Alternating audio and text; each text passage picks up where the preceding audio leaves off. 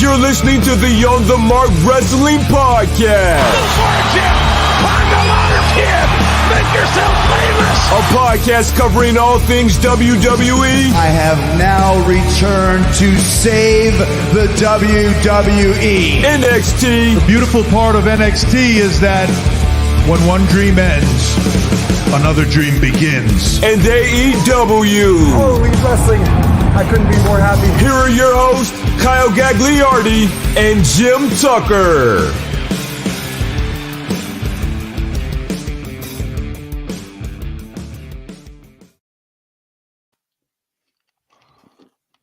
Going on, everyone? You're listening to the On the Mark Wrestling Podcast, hosted by the Marks, for the Marks, and I'm your host, Mr. OTM, Kyle Gagliardi. And one of my co-hosts this evening is my good friend, Jim Tucker, or as I like to call him, Tucky! What's going on, Kyle? Hope you've had a great week. Excited to hear about your wiffle experience today, but it's not just the two of us today. We brought in the part-timer at Ian Garavaglia. Ian, what's up, dog? What's up, dog? I thought the what's up, dog was for Erica, but I'll take it, honestly. But hey, still waiting for my part in the intro, but hey, again, I'll take it. How are we doing, boys? I didn't have enough time I'm a to little get around tired. to that. Tuck, how you feeling? Great. Well, I'm on summer break. Get around to a new intro. Well, yeah.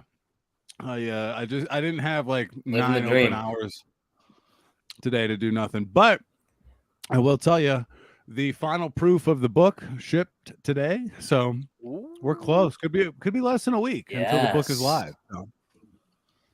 Can't wait for my signed copy. I'm gonna put it right there, most likely. There we go. Somewhere in that area. We're thinking, we'll have to talk off air, but Miss and I are discussing the possibility of getting a vendor booth at StarCast in Chicago for the book. Oh, so making moves over there. I don't that. think that's the only big news. I was going to say, I don't think that's the only big news you have to share. I don't know if everybody follows you on social media. Yeah, I don't think I posted it on Twitter either, but big news in the Tucker house.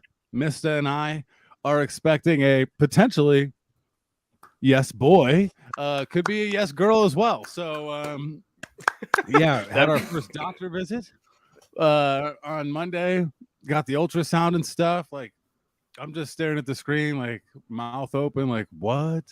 You did that. Because all the apps tell you like how big it is, right? Okay, this long, it should be the size of a kiwi, but like it's like an actual human. It's got like little arms already, little head. It's crazy. It blew my mind. Yeah. I do think I'm going to back out of the stream because it's lagging for me on my end. So I'll let you pull up the comment section and we'll see if I can get things situated over here real quick. So I'll be right back. All right. Yeah, Gags having a little trouble, something with the lag, etc. But we got a couple comments rolling in. Robbie Collins burning the midnight, but later oil 2 a.m. boys. First show back, and he is pumped. As you can see, we've added to the slideshow behind me. Oh, and now every show we give credit to the current MVM, and that's kind right now. He worked last week, but he was working hard to earn the title. Took it from SCW Steve. Robbie Collins from the jump, and the shirts are looking fire today. Mr. OTM has himself on his shirt. You got Ian rocking the honorary Mark t-shirt, which is available at onthemarkwrestlingpodcast.com. Make sure you check that out. And I'm rocking the Yes Boy shirt because pretty deadly. Yes, boy. That one is not available on the markwrestlingpodcast.com, but we do have a bunch of great t-shirts like Tuck was saying. So go ahead, support the show, head to the website.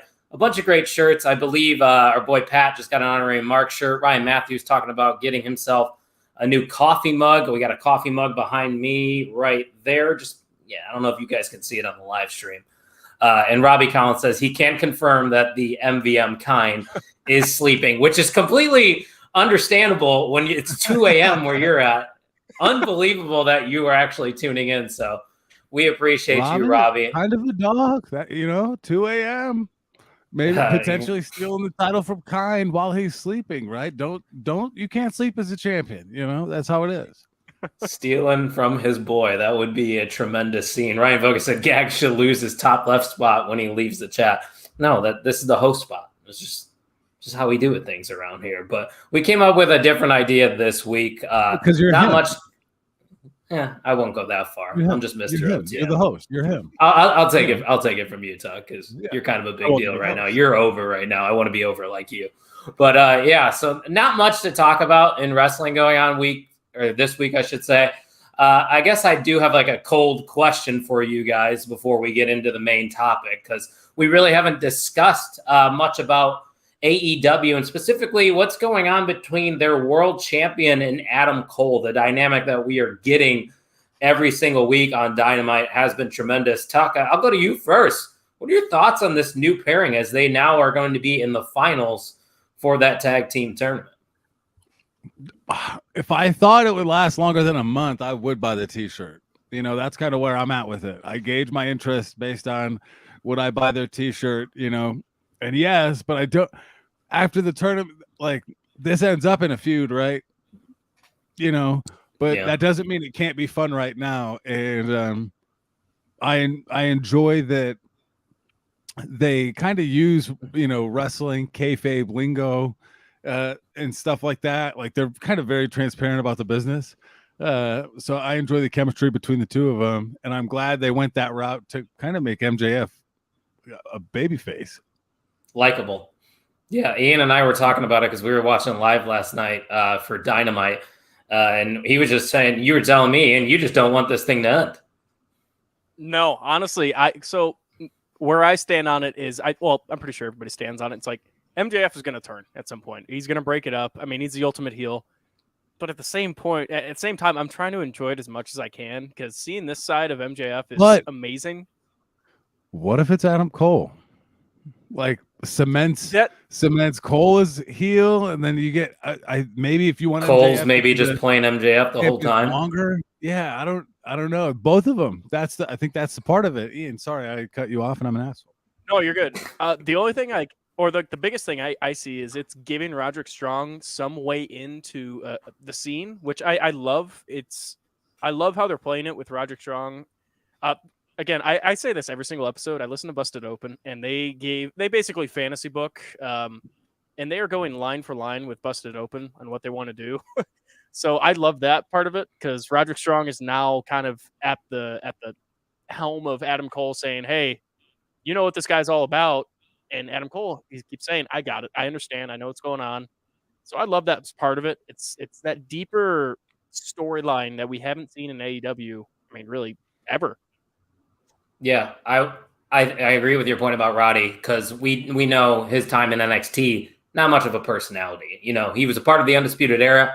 That was about it. The Messiah of the Backbreaker, whatever they called him. That's basically all he was just an in-ring guy. So this at least is giving him something. He's sort of like the angel on the shoulder of Adam Cole, trying to make him aware of what MJF is doing. But Tuck brought up a good point. What if it's Adam Cole that's kind of using MJF for now to eventually just turn on him? I don't know if that essentially turns him heel in a way. Maybe this just is, they'll reveal that this was all part of the plan for Adam Cole to get into or get under the skin of MJF. Maybe that's the route they go. But I figured we should probably talk about it, because next to the Bloodline and what the Judgment Day is doing, I think it's right up there, Tuck, with some of the best things going on in wrestling right now.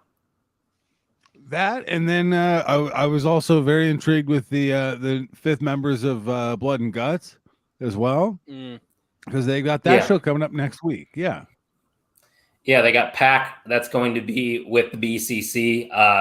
I think there's history there, because I think Pac was taken out by the Elite via an injury about 7 months ago. So him filling into that spot makes a lot of sense. And then, of course, the Golden Elite is reuniting at Blood and Guts, with Kota Ibushi coming over to be with the Elite. Ian, we talked about this potentially being the fifth guy for the Elite. I feel like Kota Ibushi is the guy that maybe puts them over the edge. Would you say the Elite probably has the advantage going into Blood and Guts? Yeah, I would say so, because but I don't look at it with the Golden Elite. I think he fits in pretty well with that group, obviously. What I'm intrigued by is Pac and Moxley, because they've had their differences. I mean, They have. ever since AEW was born. From the start, they've had a few good feuds between each other, and they were pretty filthy. So I think world title I'm intrigued matches to see have if been anything- in this feud too.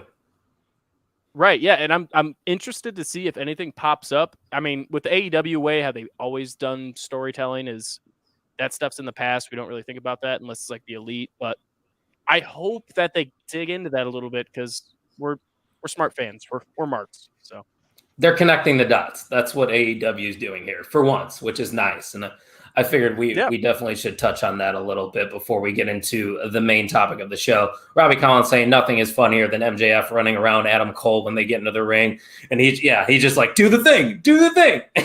Yeah, it pops me every single time. So hopefully it doesn't end anytime soon. But yeah, that's about all I got about that pairing right there. Let's get into it. You see the background kind of right now. It is Mount Rushmore season here at OTM. If you're not familiar with the topic of the Mount Rushmore, it's 4 heads, 4 people, the top dogs of a specific category. We have 4 different categories we are going to get into. We're going to take turns, name all 4, maybe say a little bit of a reason why we put these people or these moves into these spots. And then we're going to read some of the people's lists that they gave us on Twitter because we got a lot of interaction at Pod on the Mark. So shout out to everybody that gave us some feedback. We're definitely going to pull some of those up. But I said we start off hot, guys. What you got? I just want to mention WWE is listening. As soon as we came up with the idea of doing a Mount Rushmore and tweeted it out, they tweeted out a Mount Rushmore of NXT. Thought it was hilarious. Yeah, it was funny timing right there. NXT is a good one. If this topic, goes over well, maybe we can revisit it with some other categories for sure, because there's plenty of other things we can discuss. But let's get to the big one, the GOATs, the greatest of all time in pro wrestling. It's a very broad category. A lot of people are going to look at championships, but I think it's a culmination of everything. That's at least how I viewed my Mount Rushmore. Tuck, when you were constructing this GOAT Mount Rushmore, were there specific things you were looking at? Yeah, kind of like I'm thinking from like an impact standpoint, what kind of impact did they have on the business? And then it's definitely biased towards my liking as well. So like there's going to be a lot of disputable people in everybody's list because of depths of knowledge and personal preference. But I like the 4 that I have. Okay, so let's hear it. I'll let you start us off. The Tucky Mount Rushmore of the GOATs of professional wrestling. Okay, for me, you have to lead off with Stone Cold. Stone Cold and The Rock are 1 and 2 for me because of the Attitude Era and what they did and how they were both able to transcend professional wrestling. And so those are the first 2. And then I had to put Undertaker in there for me because of his loyalty to WWE, his pops and how over he was, the WrestleMania streak. Just like I think he is like the definition of the business. And then my 4th one is Ric Flair because of how many titles and his transcendent. Mine kind of leans a lot towards pop culture as well. Yeah. So those are my top 4. Older, I think Roman Reigns, if I could add a 5th head. Because of now, and like I just love him right now, my current. But yeah, that's a fair list. I feel like Stone Cold and The Rock, for a lot of people, are going to be shoo-ins. I don't think you really have to put much thought into it. Ian, what's your GOAT Mount Rushmore looking like? Okay, so the way I see GOAT, it's the greatest of all time. I see that as longevity. And I see that being a staple throughout wrestling. Like you could throw this guy in the ring and be like, oh, wow, that's one of the GOATs. So easy one, John Cena, in my opinion. He's always stuck around, loyalty to WWE. This one might be, or my next 2 might be a little controversial. I have Chris Jericho and Bryan Danielson up there. So and explain the Bryan Danielson one. That one interests me a little bit. So every single time he has entered a ring, he has put on a banger of a match. It doesn't matter his opponent. The amount of times he's been spoken highly of by other wrestlers, and I mean, honestly, the guy could play a heel, he could play a face, do anything with him. He's a workhorse, and he's still going to this day, even after he retired, or But my last one, Ric Flair. Obviously, there's not a lot of debate with that one. Not too much context behind that one.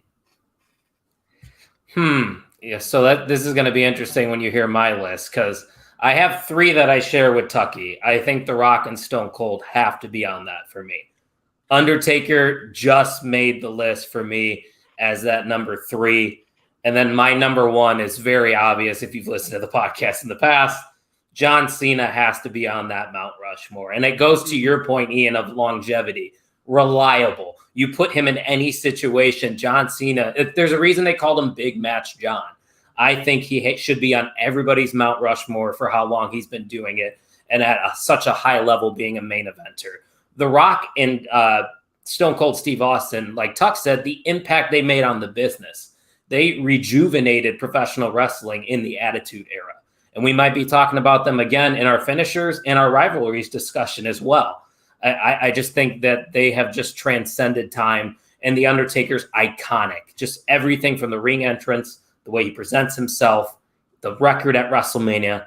He's a legend. He has to be on it. I struggled trying to find a spot for Roman Reigns too, Tuck. I think Roman Reigns has definitely gotten to that conversation. And surprisingly, I left Ric Flair off, which, I mean, it's hard for me to say, oh, you guys are idiots for putting Ric Flair in your Mount Rushmore because of, I mean, he's one of the GOATs for sure. But for me personally, he didn't make my list. So let's go to the listeners' GOATs list. I'm very curious on what other people had to say because, some people have been watching wrestling a little longer than us, like Steve Signor. He's been watching for, I believe, about 30-ish years. His Mount Rushmore has Hulk Hogan, which is a name none of us named. I was surprised.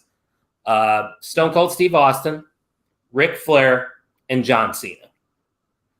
The Hogan one is, for me, I think he's one of the more overrated guys, but we can't get mad at that, right, Zuck? I think the argument can be made, though, that professional wrestling is not the same without him at WrestleMania 1.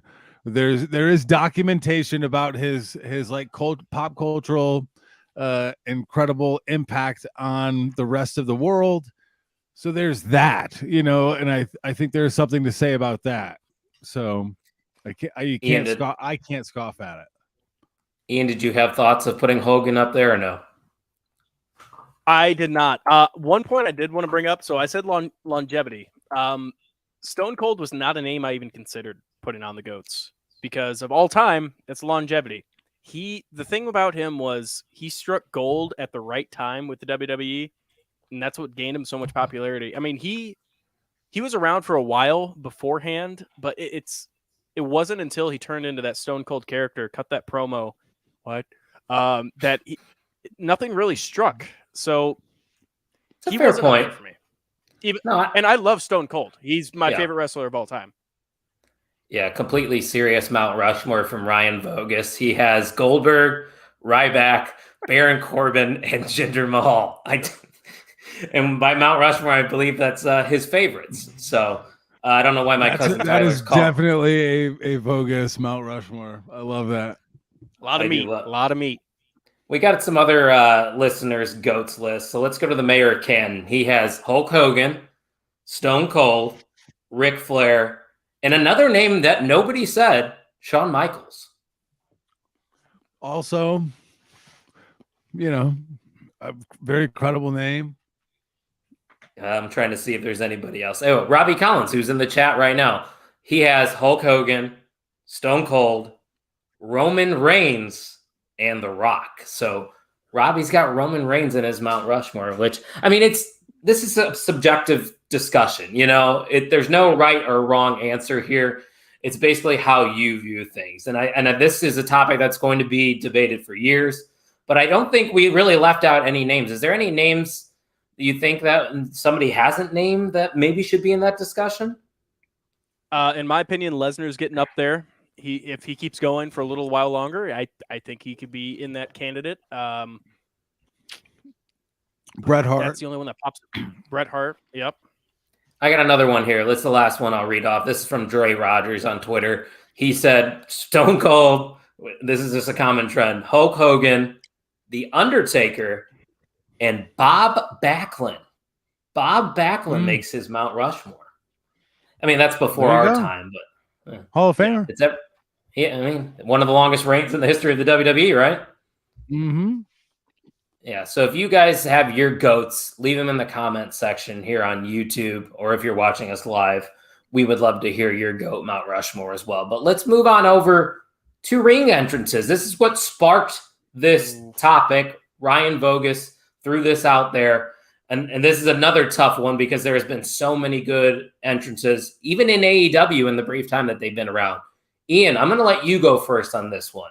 Your Mount Rushmore of ring entrances. So that is music. That is the way they come out, the pyro, all that good stuff. Okay. So I have 3 off the top of my mind. I did not prepare, by the way. I just want to state that right now. These are all coming off the top of my head. I'm a part-timer. I don't go full-time. Oh, yeah. Fair. You should be full-time on the shows that you're part-time on, though. Like, no. Undertaker. I hope that's on everybody's list. It has to be. I have Cody Rhodes.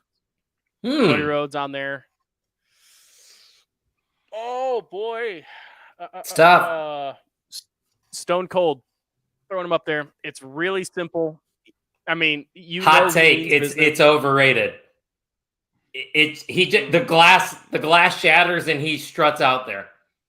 That's my opinion. Or he drives a beer truck, or he drives his Zamboni, or he drives a four-wheeler. Those are moments. My last one's going to be Kane. That's fair. With the fire. Yeah, it's hard to disagree on those. Let's go to the comment section, though, real quick. Eric Douglas asked us, would you consider Shawn Michaels on the Mount Rushmore? I definitely did. Yeah, I do too. I think there's that stretch where he lost his smile and went away for a little bit. Like, I think some people would hold that against him a little bit, but yeah, so many great rivalries, Hall of Famer. He's doing great work with NXT as well. That he is, for sure. Robbie Collins asked, could you compare Stone Cold to LA Knight right now? Striking popularity at the right moment. What do you think about that, Ian? Did we lose Ian? Sorry, I am lagging right now pretty bad.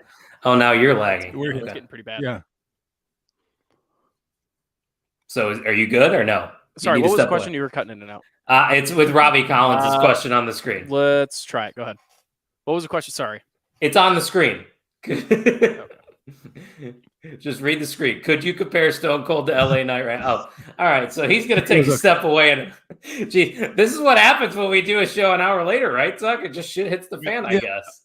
The universe just gets a little weird, but it does give the viewers a better chance to see the Mount Rushmore behind them. The forehead right above my forehead is Erica Marini, and to her left is Ian. Wow, I love that. But I think you could compare LA Knight in regards to kind of like the heat, but he's nowhere near as over as Stone Cold got to be. But LA Knight certainly does carry that Rock and Stone Cold energy, and I think that's why a lot of people like him. Some people shit on him for that. Like, what's different between him and the Rock? Or, it's like nothing new, but like, I think he does a pretty good job of making it his own. You've never seen like different archetypes or wrestling avatars like kind of recycle themselves, Yeah, no, that makes a lot of sense, and I think you can compare it. It's not at the level that Stone Cold was at currently, but I'm not saying he can't get there because it's been a slow rise with LA Knight for sure. So time will tell with that one. Eric Douglas, he shared his personal Mount Rushmore. He has Shawn Michaels, The Rock, Bryan Danielson, and Bruno Sammartino. Okay. Mm-hmm. Bruno's a name we didn't hear as well, but another one that has Bryan Danielson, just like Ian. Ian, I'd recommend leaving the stream and then coming back, and then we'll try you again. But Ryan Vogus for entrances, he's got The Undertaker, Kane, Batista, and The Fiend. Man, I wanted to find a spot for Batista just because of the pyro. That's it. Hmm. My list was Undertaker, Kane, The Fiend, and Stone Cold. The Fiend and Stone Cold. Okay, so you're on the Stone Cold bandwagon as well for entrances. I just love that. Like, I love that shit when it was a kid. You know, the glass breaks and you're raging in your fucking bedroom Monday night. I don't care that I've got school tomorrow. Give me a hell yeah. Yeah. Oh, I just did LA Knights thing there. It's all right. See, we are comparing the two. So my entrances, I feel like Undertaker should be on everyone's. Iconic, the smoke, the gong, the slow walk to the ring, the presence. Everything is perfect with the Undertaker. He's my number one on the Mount Rushmore. Another one I have is actually a tag team. It's DX, D-Generation X. The screen, the glow sticks, even, when they... Yeah, it's iconic. Everybody gets into it. DX is on my Mount Rushmore for ring entrances. A guy that was a part of DX, Triple H. I think Triple H is so cool. You got the lights in the background when he's on the ramp. Then when he gets into the ring, he spits out the water. He's got to be on there. Theme songs are great too. He's got at least 3 that are fantastic. And then my final one might surprise a lot of people because everybody knows how much I dislike him. Goldberg. I think Goldberg's entrance is on the mountain. It's just so unique. I know. It's badass. The knocking on the door, the chants of Goldberg, all the pyro coming at his face, the smoke he blows out. It is iconic. So I had to make sure that Goldberg got on my Mount Rushmore. Oh, hey, boys. How you doing over there, Ian? I think a little bit better. You guys aren't robots, so it's a good step. I don't know why it's doing that. We usually don't have issues with, lagging anymore, but I guess when we start an hour early or later, that's what happens. So let's go to Twitter and see some of the lists for entrances. Mayor of Canton, he had The Undertaker, Kurt Angle, Shawn Michaels, and NXT Bobby Roode. That's a great one. Oh, wow. Yeah. Glorious. It is glorious. That was a good one. I don't know if it's on my Mount Rushmore or in the conversation, but it was iconic. Steve Signor, he said Stone Cold, The Shield, WWE version of Chris Jericho, and Bray Wyatt. Ian, thoughts on that list? Did we lose him again? Oh, yeah. Tucky, are we losing him? Yep. Okay. Ian, I don't think you're hearing us, so we're going to have to remove Ian from... Is he just going to be off for the rest of the episode? Is that what we're going to do now? Maybe he'll try again. Internet out that way. Not great all the time. Oh, you know what? This is what happens when you do shows live, guys. It's just what happens. Robbie Collins, he said Triple H, so he agrees with me on that one. Chris Jericho and AEW with Judas, Shawn Michaels, and The Miz. The Miz made his entrances, which is kind of an interesting choice, no? The awesome part, he's got the... Yeah, I could see it. Bogus is happy that I finally gave Goldberg the... Oh, yeah. You know it. And Robbie said this is what happens at 2:30 in the morning. You're right, Robbie. This is exactly what happens. Dre Rogers, like his entrances, he has Undertaker, Stone Cold, Evolution, and Eddie Guerrero. Eddie's a good one. Oh, indeed. With the car, the lowrider bumping out there. Viva la Raza. Yeah, that's a good shout right there. Eric Douglas said that his NXT Mount Rushmore might be controversial, but he has Mandy, Finn, Shinsuke, and Seth. That's an interesting one for sure. Thanks for sharing that one, Eric. I'm trying to see if I can find another one pulled up here for entrances. From Aaron Oros, Aaron says Stone Cold, Undertaker, Batista, and Edge.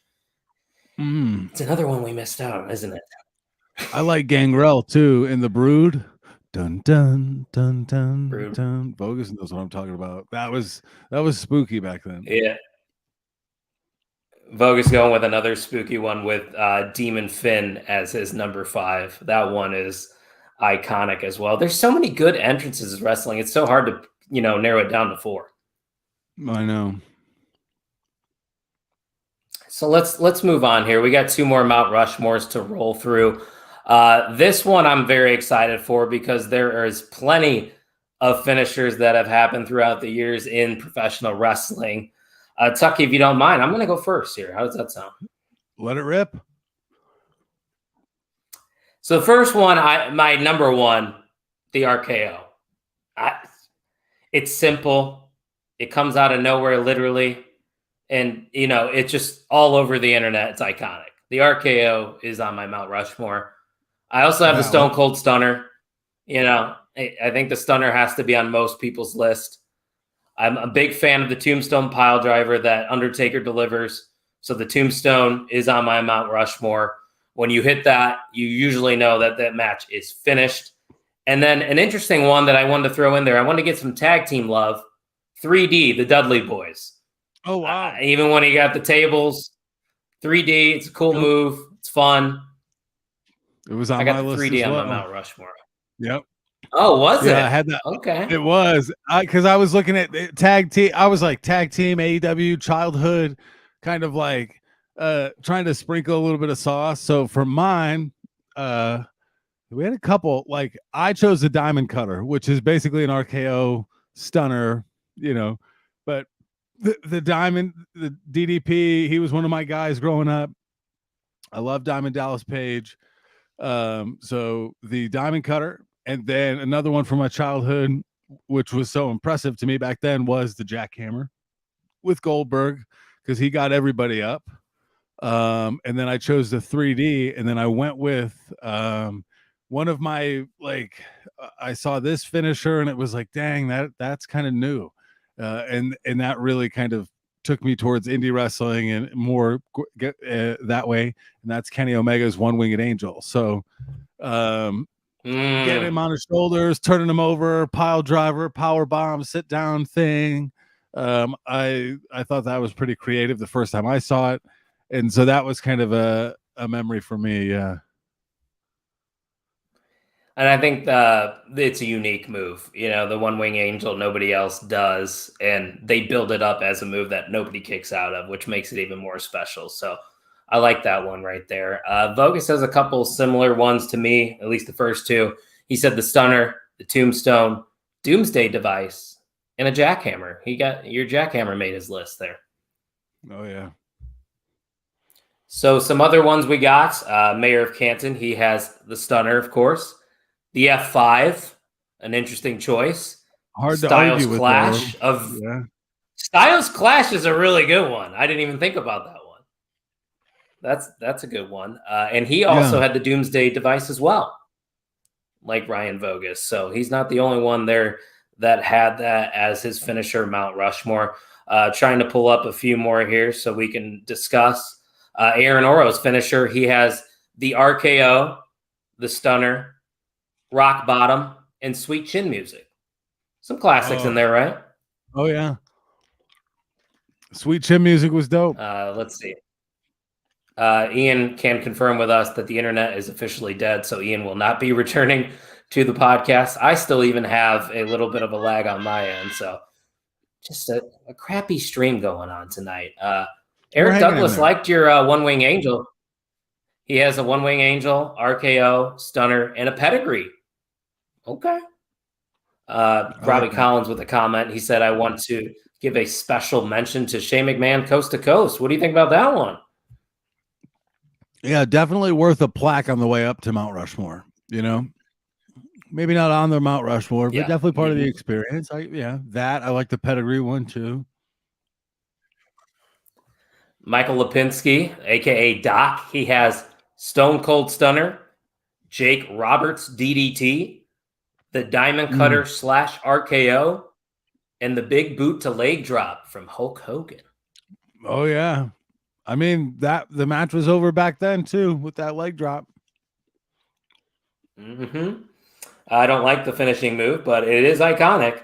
Robbie Collins on Twitter, when we asked, he gave the Stunner, Cena's attitude adjustment, Undertaker's tombstone pile driver, and the walls of Jericho, which might be the first submission, right? That we've seen. Ooh. Yeah. You could do a whole Okay. you could do The a whole walls. other one on submissions. You could. Yeah, there's a lot of great iconic submissions. I feel like the sharpshooter would be a part of that as well.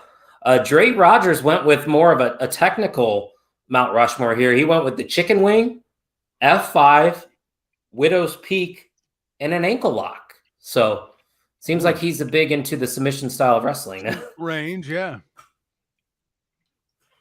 Yeah. And then Steve Signora, he has the DDT, stunner, figure 4 leg lock, and sweet chin music. So a lot of the same finishers are being named off. A lot of those are very iconic. And appreciate everybody sharing those on social media, by the way. Ryan Vogus said, Jackknife Powerbomb always pops me. I believe it pops you too, right? Oh, yeah. Oh, yeah. And Dirk's got a good one there. He said Eddie Guerrero Frog Splash. Probably the best ever. You could argue. Yeah. Yep. Inspired many we see today. I see shades of it when Montez Ford does the frog splash, when Eddie used to deliver it. Because Montez gets up there when he does it for sure. One more comment before we get into our last Mount Rushmore. Eric Douglas said, how about an honorable mention for Corbin's End of Days? I think that's a great shout. Vogus is popping off right now. Loves to see that. Yeah, Vogus. True. Vogus loves your comment there, Eric. And it is a great finisher. He delivers it very smoothly, too. And like you said, they did book it where nobody was kicking out of it for a little bit. So, yeah, that's a good shout as well. So let's go to our last Mount Rushmore here. We're going with rivalries. There have been so many good rivalries throughout the years. Some we're still talking about to this day that happened maybe 20, 30 years ago, Tuck. So I'm sure you probably have a mixture of old and new. What you got? Yep. So I've got Stone Cold in 2 of them, because those I've got Stone Cold and The Rock. Love that rivalry, man. What it did for the business. And then I also have Stone Cold and Vince McMahon, because I remember the reason I put it on there for me too is because I was so against it early on, like not wanting to see Vince McMahon wrestle. And then it got to the point where I only wanted to see him get his ass beat. And then the last one in that era, I put the Hardy Boys, the Dudleys, and Edge and Christian. That motivated me to become a different human on the trampoline. I love that rivalry and what they did for the tag team division and where they took it from there and where it's gone since is incredible. And then I also put Roman and Brock for right now for me, because of the tension, the star power, I the just longevity of it, and how Brock has kind of transformed himself along the way as well. Yeah, I didn't think about Brock and Roman, but they've been going at it for almost a decade, it seems, at WrestleMania, SummerSlam. So I definitely think they're in the discussion for sure. Before I go, Robbie said I couldn't think of rivalries, but give me the Authority versus Cena. Because, that was around his time when he started watching wrestling. That makes sense. It's close to home. I get it. That's a good one. Ryan Bogus said Iron Sheik versus Hulk Hogan on Twitter. Fuck the Hulk Hogan, as Sheiky Baby would say. That's funny. Sheiky Baby. Let's pull up a few. R.I.P. to Sheiky Baby. Robbie Collins, you said on Twitter he didn't think of any, so he said it in the chat. That's all that matters. Rivalries for Dre. Dre said Rock versus Austin, Angle versus Austin, Austin versus Vince. So he's got Austin 3 times. That just shows you how good of a storyteller Stone Cold was. And Hulk Hogan versus Roddy Piper. Let's see if I can find a few more before I give you mine. Aaron Oros, he's going with Rock and Austin and Vince. I think Austin and Vince has to be on everybody's. I think that's the most iconic one. John Cena and CM Punk. I love that one. And Shawn Michaels versus Bret Hart. And now that I read Aaron Oros' list, it's the same list as me. I have There you Austin go. versus The Rock, Austin versus Vince, Cena and Punk, and Michaels and Hart. Those, I mean, CM Punk and the John Cena rivalry for me, that's what got me into wrestling. It's the first thing I saw. And, you know, they had great matches and a great feud that just made a lot of sense with the storyline of CM Punk potentially leaving. Nobody really knew at the time. So I think that deserved a spot for sure. Let's see if there's anybody else here. Steve only gave us 2, and it's the 2 that we've been hearing. He gave us Stone Cold versus Vince and Stone Cold versus The Rock. Doc, he gave us WCW versus WWF. I mean, right? That's got to be. I mean, it's a good one. The best. Yeah, oh yeah, one of the biggest. Oh yeah. Yeah. How did we forget that? Yeah. Well, I mean, one. we were. He had the Austin rivalry. Yeah. Yeah, we were And I thinking like more of Bogus here. individuals, but that is Undertaker versus Kane. Ooh, Robbie said Sammy versus KO in NXT. Yeah, it was definitely in the Mount Rushmore of NXT rivalries for sure. Let's see if there's anybody else here in the comments section on my Twitter. And where would you go with some, women's matches, some women's rivalries? Who would we put on that Mount Rushmore, or which of the women's rivalries would we put at the top? You know, I think Trish and Mickey. Yeah, they had a great feud back in the day. I'd put Bayley and Sasha. Yeah, I think Bayley and Sasha have had tremendous back and forth going back to NXT. This just off the top of my head, so it's kind of hard to think. Maybe is it crazy to say Becky and Ronda? No, I don't think so. Does Charlotte have like they've had some great back and forth. What's a rivalry with Charlotte that I'm missing? Rhea? She's faced Rhea at a couple Manias. Great too. I think that would be one that would be there. Vogus says Sable versus Close. Another great rivalry from the women's division. Yeah, there's just not a lot back in the day to go off of. A lot of them are just current. I mean, I'm trying to think of like Asuka. Did Asuka have any great rivalries? It's hard. Maybe Charlotte. Maybe Charlotte's one of them. Yeah. I definitely think that they could be on the women's Mount Rushmore of things. But, you know, topics were slow this week, so we figured we'd give that a try.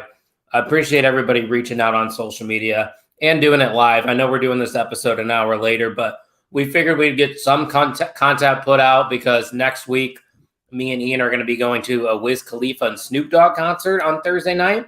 Probably no show, right, Tuck? Yeah, probably not. And that's when I fly in. So I fly into Indiana on that Thursday. Oh, wow.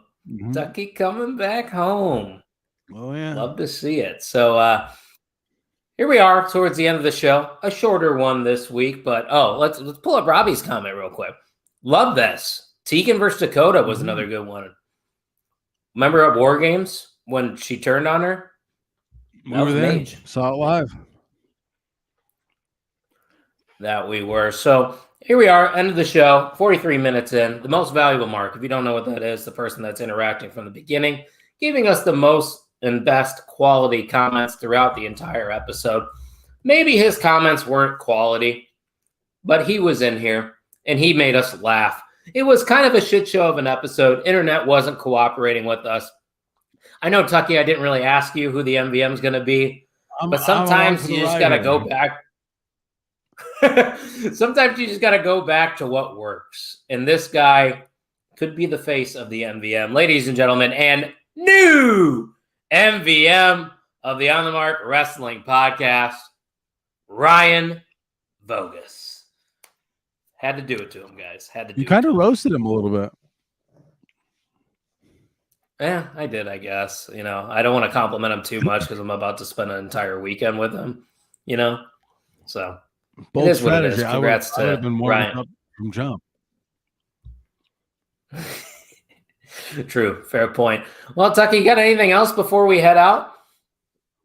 No, I'm excited to get back to Indiana because the sooner I get to Indiana, the closer we get to SummerSlam, and I love that.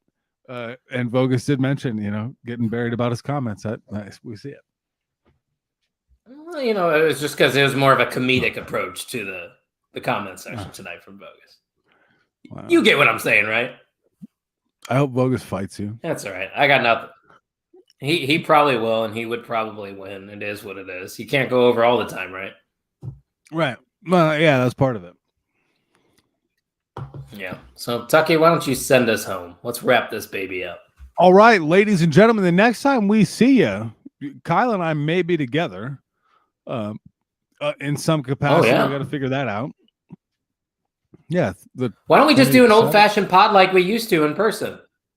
That's what I'm saying. But I'm not flying with my equipment, though. We got to figure that out. Yeah. But until next time, next time we see you, we'll have Blood and Guts to report on and chat about that. We'll be approaching Great American Bash. We got SummerSlam coming up as well. So we're getting the tingles for that. So if that's the case, we do need Bogus, we don't have equipment, sorry. We're gonna figure that out. We'll see what we can do. Probably wouldn't be that hard. We'll do it on the fly, all right. We always do. Make sure you follow us on TikTok, Twitter, Instagram @PodOnTheMark. Ladies and gentlemen, visit OnTheMarkWrestlingPodcast.com for all your merch needs. And until next time, thank you for listening to the On the Mark Wrestling Podcast.